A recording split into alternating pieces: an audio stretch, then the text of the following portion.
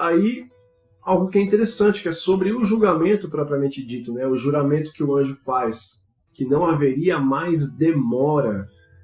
Então, por que ainda demora, né? Se isso é escrito no ano 95 depois de Cristo, estamos em 2023, caminhando para 2024, isso não seria uma demora para que esse juramento então se cumpra? Mas vamos entender um pouco mais isso aqui. Curioso o fato de que o anjo poderoso, né, que entendemos que é Jesus, ele jura por aquele que vive para sempre. Isso é muito interessante, porque jurar, no contexto judaico, é fazer um voto à custa da vida própria ou por uma penhora de outra. É uma expressão que a gente, por exemplo, usa. Olha, eu juro pela minha vida que o que eu estou dizendo é verdade. Eu juro pela vida do meu filho que aquele cara ali é o culpado. Se esse juramento depois ele é constatado e comprovado como falso, a tua vida está como preço da tua palavra, do teu juramento. Então você pode ser morto em razão daquele juramento ser falso. Os próprios mandamentos vão trazer essa ideia de não levantar falso testemunho. O testemunho, que em grego é mártir, que tem a ver com esse juramento, testemunho, juramento e mártir. Você tem o sinônimo em hebraico, você tem o juramento que é no nosso entendimento e o mártir que é testemunha, só que no grego. Tudo isso está relacionado à penhora de vida. Então você vai ver que é interessante porque, olha, você tem versículos que recomendam que você não jure por nada semelhante ao que há no céu, ao que há na terra, debaixo da terra, que não jure por coisa alguma. Você tem Mateus 5,34, Tiago 5,12, Levítico 19,12, Números 32, Deuteronômio 23, 21. Aqui são versículos que recomendam a não fazer juramento, porque, por exemplo, eu não posso jurar por Deus porque a vida de Deus, se Deus vive, né? Deus simplesmente ele é. Não posso jurar por Deus porque não posso pegar Deus como penhora em caso meu juramento seja falso. Quando o anjo poderoso jura por aquele que vive para sempre, eu entendo primeiro que ele tem autoridade para jurar por aquilo que não seria dele, mas ele já se assimilou com o Pai.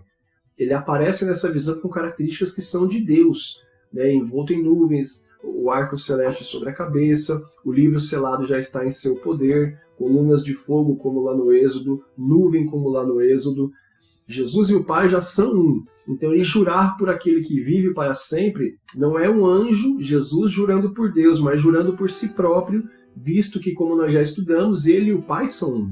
Então, o curioso é esse juramento que é tão não recomendado na Bíblia, ele é feito aqui porque Jesus tem autoridade, porque ele e o Pai são de fato um, então ele pode colocar a própria vida como penhora, como de fato, na verdade, ele já fez, quando entregou a sua vida para ser digno de conquistar todo o poder e autoridade que ele agora detém. Então isso não é absurdo nenhum. Já sobre o termo demora, esse termo não é o mais apropriado no que diz respeito à tradução, tá? Mas para o português nosso aqui foi trazido como demora, o que implica que tinha um horário e ele não foi cumprido, então está demorando. O mais apropriado aqui seria período ou intervalo de tempo, né? Visto que o termo grego aqui na Bíblia não haveria mais demora, que não haveria mais cronos. Cronos quer dizer exatamente isso, um período de tempo. Seria um tempo indeterminado. É um período de tempo. Qual período? Um período indeterminado. Tá? Diferentemente, por exemplo, do grego que nós conhecemos, que é o kairos, que já quer dizer exatamente um tempo determinado. Tá? Isso aqui seria, como exemplo, o que é o período de tempo cronos e o kairos? O cronos é indeterminado. É como eu dizer para um parente meu, olha, ano que vem eu visito você. Legal, ano que vem pode ser de janeiro a dezembro, é indeterminado. O kairos seria, olha, ano que vem no seu aniversário, no mês de fevereiro, eu vou te visitar. É especificado, ele sabe o aniversário dele, que dia que é, o mês, o dia, tá certo? O ano que vem, no mês, no dia. Então, isso seria determinado e o indeterminado. Como o termo aqui é cronos, o que eu entendo que o anjo está jurando aqui? Isso aqui com base no entendimento que eu tenho também nas anotações de Balkan, de Gorman, que inclusive vai fazer analogia daqui a pouco, eu vou falar sobre Daniel. Aqui, o tempo que ele está dizendo então ele jurou por aquele que vive para sempre, que não haveria mais tempo indeterminado. Ou seja, o que vem a seguir, que a gente vai ver daqui a pouco, se encerra um período de espera que eu entendo que quando Jesus traz em Mateus 24 a sequência dos eventos, ele fala que então o evangelho será pregado em todo o mundo e virá o fim. Esse período de o evangelho será pregado em todo o mundo não diz respeito a quanto tempo isso é. É um período indeterminado, que é da pregação do evangelho até pregar o mundo inteiro. Paulo tinha entendido que tinha pregado o mundo inteiro, porque ele diz que pregou a toda criatura debaixo da terra, né? Mas o entendimento de mundo dele, nós falamos há pouco, era a Europa, Oriente Médio, a Ásia, né?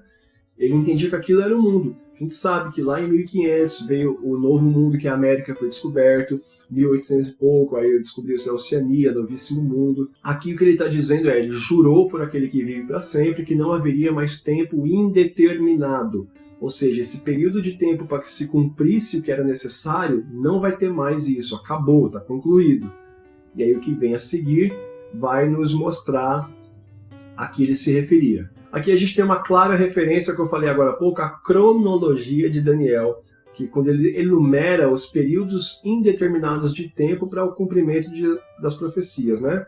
E aqui ele vai ter períodos exatos de tempo. Ele vai dizer sobre 42 meses, 1260 dias, 3 anos e meio, 3 dias e meio. E ele vai falar sobre tempo, tempos e metade de um tempo. São tempos que parecem exatos, mas na realidade são indeterminados a partir de um certo ponto, e a gente vai ver isso daqui a pouco, tá? Então, quando ele jura isso, com base na voz dos 7 trovões que não foi permitido escrever, ele em Mateus 24:36 havia dito que o Filho do Homem não sabia o dia e a hora, só o Pai sabia, nem o Filho do Homem nem os anjos sabiam. Será então que a partir desse momento, Jesus agora como sendo o Pai e tendo passadas as 6 trombetas e o livro não estando mais selado e a voz dos 7 trovões, será que nesse momento da visão de João, ele fala que não haveria mais intervalo de tempo, porque de fato ele sabia quando era o dia e a hora da sua vinda? Eu acredito que sim.